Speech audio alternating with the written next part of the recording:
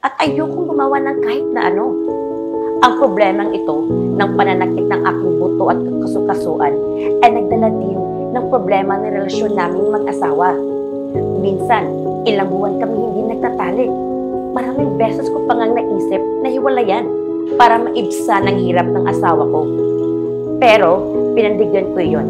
Iniisip ko ang aking mga anak.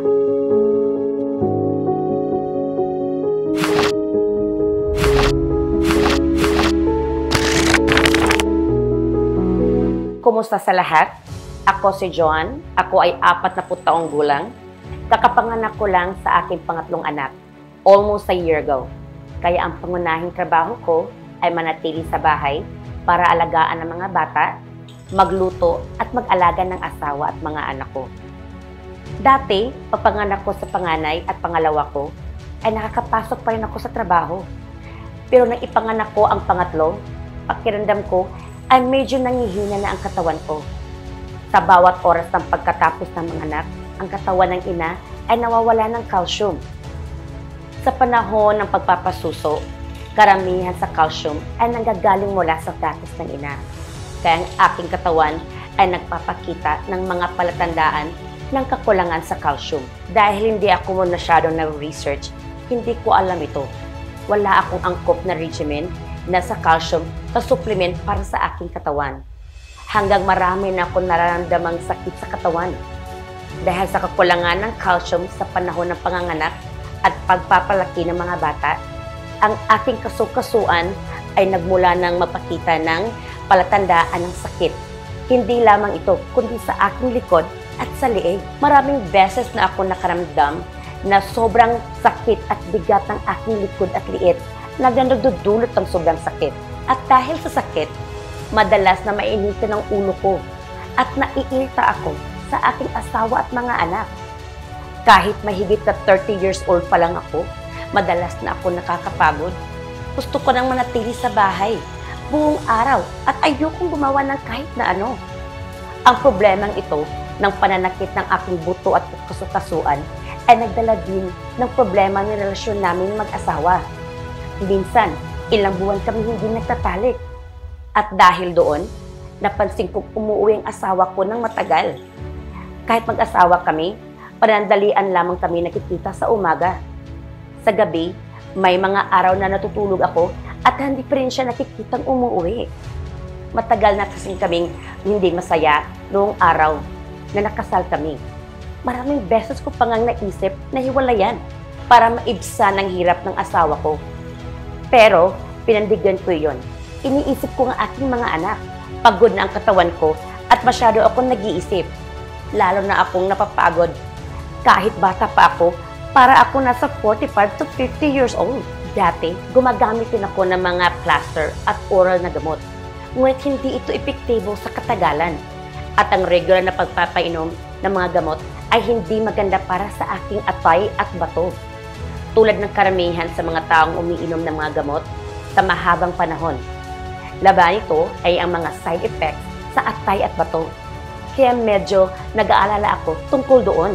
Sa isang pag-uusap tungkol sa isang karamdaman, ipinakilala sa akin ng isang kaibigan ang isang calcium supplemented na gatas na nabuti para sa mga buto at kasukasuan mula sa Amerika at tinatawag itong Helen Calcium Gold na ginagamit ng kanyang ina at nakita ito ay may nakapabuti para sa mga buto at kasukasuan.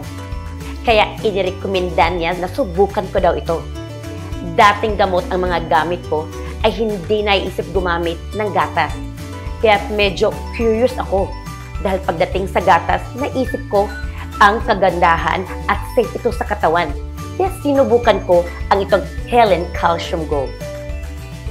Ang unang impression ko sa pag-inom ng Helen Calcium Gold ay ito ay napakabango, masarap, at may matamis na panlasa. Maaari ko itong ginagdag sa almusal at hapunan kapag ako ay naggugutom at ito ay napakadali lamang.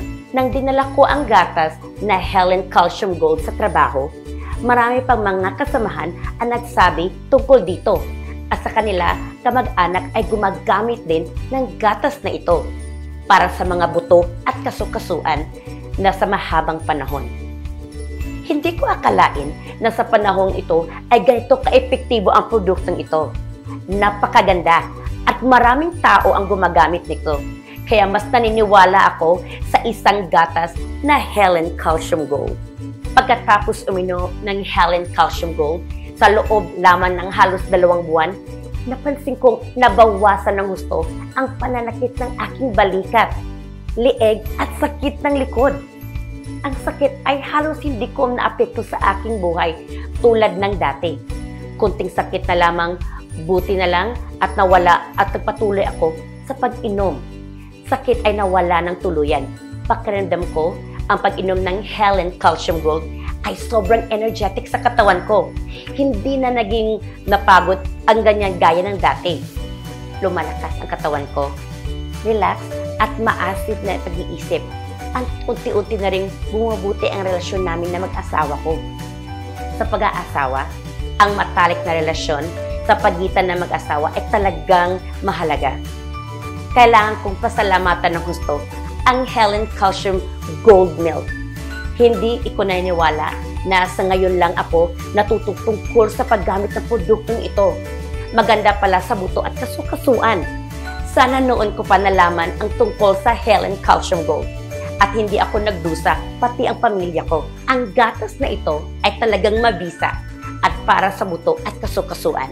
Order na ng Helen Calcium Gold. At huwag palampasin ang Miracle Therapy para sa lahat ng pananakit ng buto at kasukasuan para sa iyo at sa iyong mahal sa buhay.